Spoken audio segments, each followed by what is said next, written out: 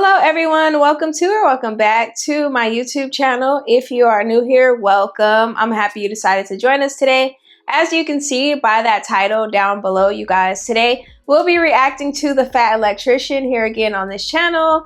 This is the Advanced Combat Rifle Program. Whew. I do not know what to expect, but I know we're going to learn a lot today. So I will not be doing too much talking. Let's get into the video. Pretty much every crazy gun from every sci-fi movie in the 1990s is actually real, and they all came from this program. Oh, wow. Okay. Today we're talking about the Advanced Combat Rifle Program. Ladies and gentlemen, it all started out so innocent in 1986 when the US government came out and said, hey, our current service rifle is the M16. We're looking for something a little bit more accurate. And when we say a little, we mean like twice as accurate. We want 100% improvement in accuracy across the board. That's the only stat we care about. We don't care about anything else. Just build the gun. But first, a word from our sponsor, because this video is brought to you by my favorite sporting goods store, Shields. They've got a bunch of really cool retail locations all across the United States and an even better online store where you can get pretty much anything that has anything to do with going outside or being physically active. Or beef jerky. They have a bunch of beef jerky too. Anyways, if you use the link on my website or in the description down below, you're going to get free shipping on your order. Let's get back to this video.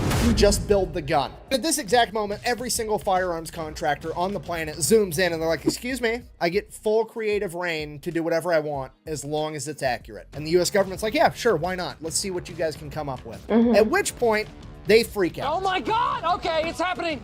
Everybody stay calm. Okay, but then they reel it back in and they're like, hold on, calm down, it's okay.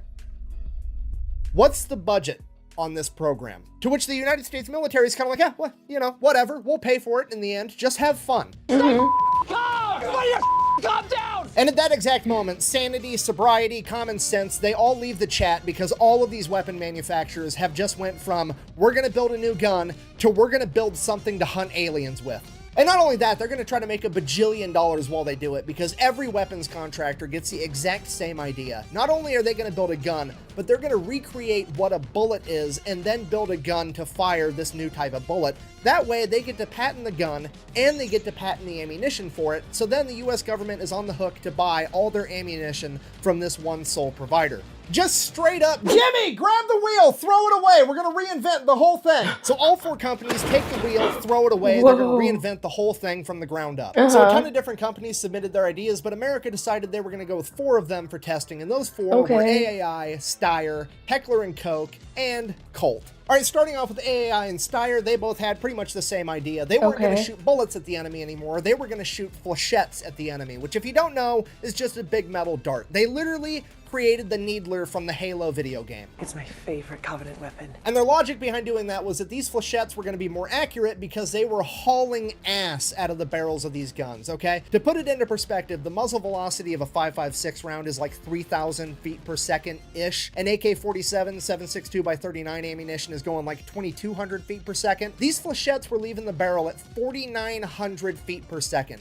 This thing's basically shooting fucking laser beams out of it. And this essentially meant that the shooter wasn't going to have to compensate for bullet drop, in theory, increasing its accuracy. So that was the general idea of what they both kind of built their gun around, and pretty much where the similarities end, because the Steyr decided they were going to put their flechette inside of a polymer-cased ammunition. The polymer-cased rounds weighed like half as much as a brass-cased round, so that's good because you can carry more ammunition, more accuracy by volume. That's what America's all about. They're gonna love it, in theory. The issue they ran into, though, is that when you fire a bullet, it's basically a small controlled explosion, and when you do that inside of a piece of brass, that brass absorbs a lot of heat and then immediately gets ejected out of a gun. But when you do it with a polymer casing, the polymer does not absorb nearly as much heat before it gets ejected, meaning that all that heat goes right back into the gun, you know, like the barrel. This meant that the barrels, A, wore out way quicker, and B, if you fired too much and the barrel got too hot, and then you shoved your polymer-cased ammunition into the chamber, it would just cook off and the round would explode in your face. So, the Steyr gun is out. AAI, on the other hand, decided that they were going to put their flechette inside of a 5.56 brass casing, and it worked way better. The barrels lasted longer, the rounds weren't going to cook off. It seemingly fixed the issue that Steyr had. But like I said, they stuck the flechette inside of a 5.56 round, which if you don't know, is the same size as the M16 round, meaning that in theory you could stick these flechettes inside of an M16 and you could stick regular 5.56 ammunition inside of this new AAI rifle, but the AAI rifle wasn't equipped to handle it, and as soon as you tried to fire a regular 5.56 round, it would more than likely blow up in your face. Whoa. Whoa. You guys, okay, I don't know much about weapons, artillery. I don't know much about any of this stuff. I'm gonna be honest. But this is dangerous. Like very. Oh my gosh.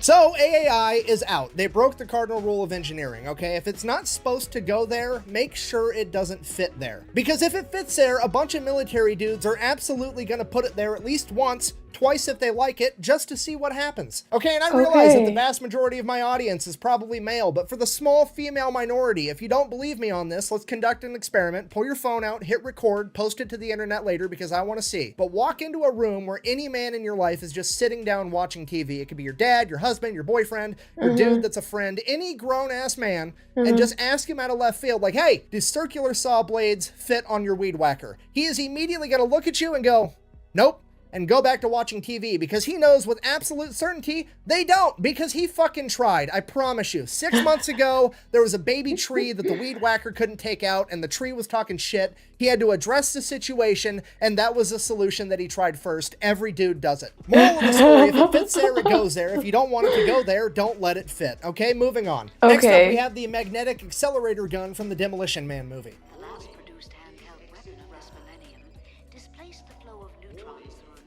So what, it needs batteries? What size? I mean, where the fuck do you find batteries in the future? That is actually the G11 and is manufactured by Heckler Does Coke. I mean, Heckler and Coke, which if you don't know is a German company. And the G11 actually fires a caseless ammunition. That red block is actually the propellant or the black powder itself, so that entire thing gets burned up and there's nothing that actually ejects out of the gun. Yet somehow the Germans figured out how to solve the heating issue that the polymer cased ammunition had by not having a casing at all, and this is why this gun has earned the internet nickname of Kraut Space Magic. And while that caseless ammunition is super cool, it's not actually going to make it more accurate than the M16. So their strategy for that was to make this gun shoot at 2,100 rounds per minute in 3-round burst. That meant that the gun was so fast in 3-round burst mode that when you pulled the trigger, it would fire all 3 rounds before the person shooting the gun actually felt the recoil from the first bullet. And that worked out great, but after that 3rd round left the barrel, it kicked you like a horse.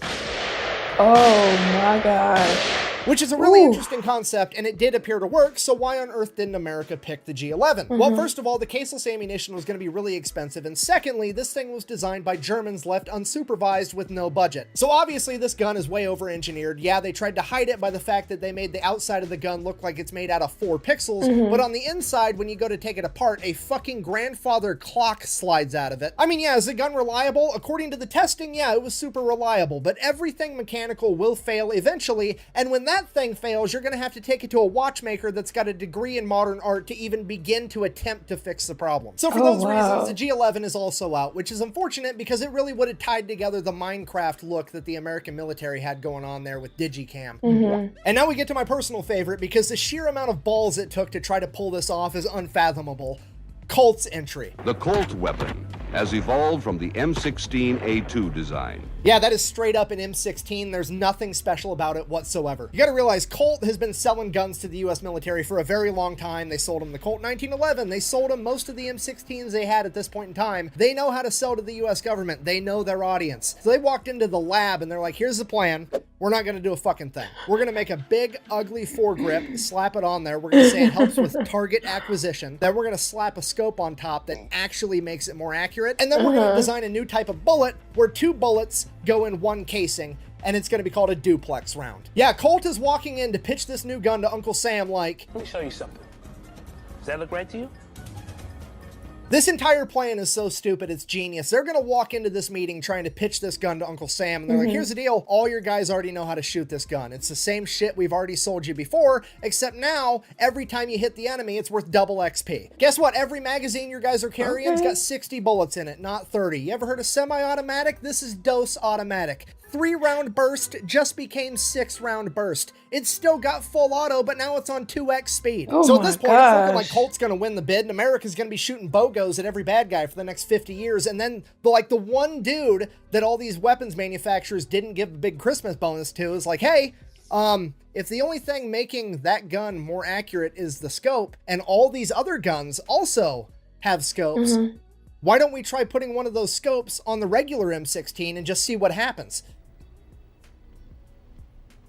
Why are you the way that you are? Every time I try to do something fun, you make it not that way. So that's exactly what they do. The scopes on the G11 and the Steyr are fixed in place and can't be removed, but the scope that's on the Colt and the AAI both can be, so they pop those off, throw them on a regular M16, and holy shit, it's more accurate than all of the other guns. So that's exactly what America goes with. The scope that's on the Colt ends up being the M134 scope that goes on pretty much every 240 and SAW to this day, and the scope that was on the AAI ends up being the ACOG. So this is great news because now America just has to buy a bunch of scopes and they don't have to buy a bunch of new guns as well. And now they're only out the money that it took for all the research of developing 4 new guns completely from the ground up, which is like, you know, $300 million to figure out that if you put a scope on a gun, it gets more accurate. You know, I started this video with every intention of doing the XM29 project next, and then the Army's new rifle, the XM7 after that, but I honestly don't know if I have it in me after this one. I need a beer. So I guess in conclusion,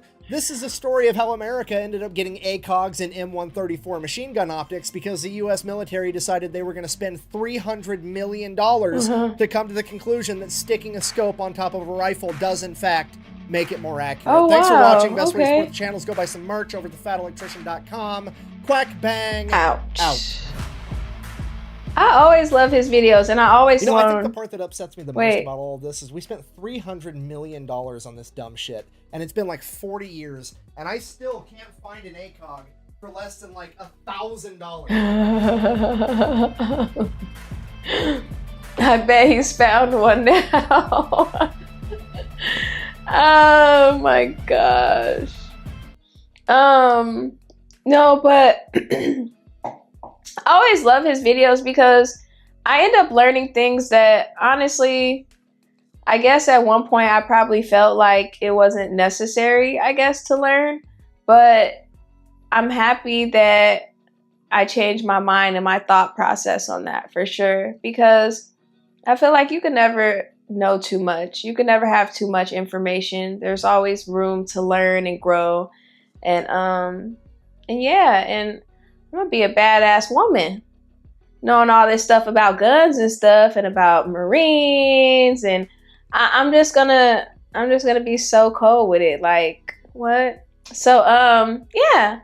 If you guys enjoyed today's reaction, please make sure you guys are tapping that love button for me. When you do that, it does let the algorithm know that you guys are enjoying my content, and it pushes me up there with the rest of those YouTube sharks. Also, if you haven't subscribed to the YouTube channel, I don't know what you're waiting on. Subscribe now, and then go the extra mile by also tapping that notification bell so you'll be notified whenever I do upload a video. And I guess I'll catch you guys in my next upload. Bye. It's Miaaaa, that girl you came to see. So grab your snack and just sit back, leave a comment in the chat. Whoa, whoa, whoa. It's Miaaaa, that girl you came to see. So grab your snack and just sit back, leave a comment in the chat.